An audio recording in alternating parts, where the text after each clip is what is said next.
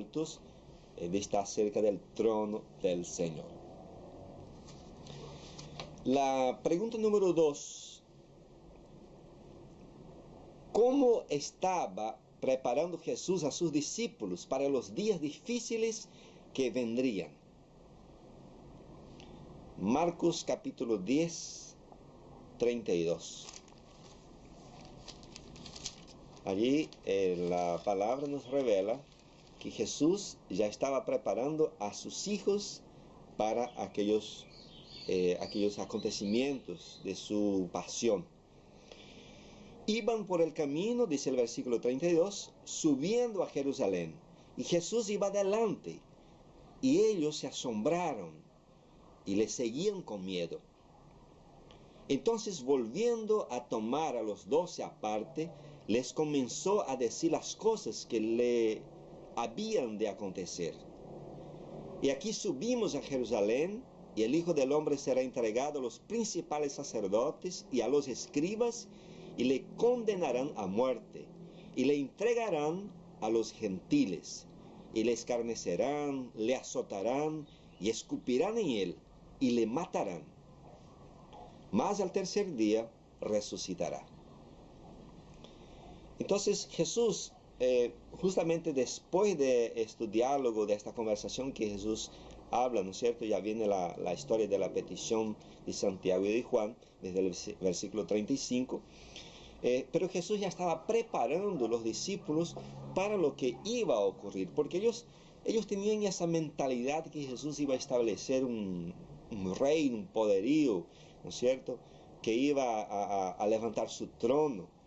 Y Jesús dice, no, vamos a Jerusalén, ¿no es cierto?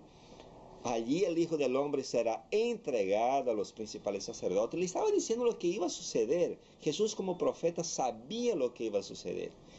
Y lo más maravilloso de toda esa historia, que Jesús ya conocía el sufrimiento que iba a tener, y no huyó no solo de la responsabilidad, pero del sufrimiento, porque él sabía que le iban a azotar, escupir, le iban a crucificarle, y él enfrentó esa ruta, ¿no es cierto?, por amor a nosotros, para cumplir el plan de salvación. Fue muy difícil para el Salvador, pero por amor a la raza humana, para redimirla, para hacerla volver y dar esa nueva oportunidad a la raza humana, Jesucristo, entonces enfrentó esas grandes dificultades y realmente sufrió por nosotros. Ahora, la subpregunta de si entendían ellos la prueba por la que irían a pasar. Los discípulos iban a tener un chasco muy grande, y Jesús estaba preparándoles. No va a haber un reino temporal, no va a haber una sujeción del gobierno romano o un imperio que vamos a establecer acá, un imperio terrenal. No, Jesucristo estaba diciendo de la muerte de él. Y los discípulos estaban tan con ese gran deseo, con esa ambición de poder, que realmente estaban ciegos. Nos dice Lucas 18, 34,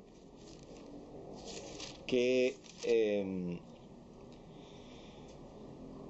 sobre ese punto, ¿no?, si ellos estaban preparados para esta prueba, o si entendían ellos la prueba por la que iban a pasar. Nos dice, pero ellos nada comprendieron de estas cosas.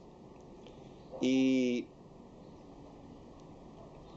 esta palabra les era encubierta, y no entendían lo que se les decía. ¿Por qué? Porque tenían los corazones duros, estaban pensando cosas humanas. Entonces, como quedaron ciegos, quedaron embotados, y no comprendieron las palabras del Señor. Que realmente ese problema de los discípulos no ocurra con sus hijos hoy en día, que nosotros podamos pensar y podamos creer, ¿no?, y esperar conforme dice la palabra, y no como ellos tenían allí presente, queriendo realmente un reino temporal. Que Dios nos ayude.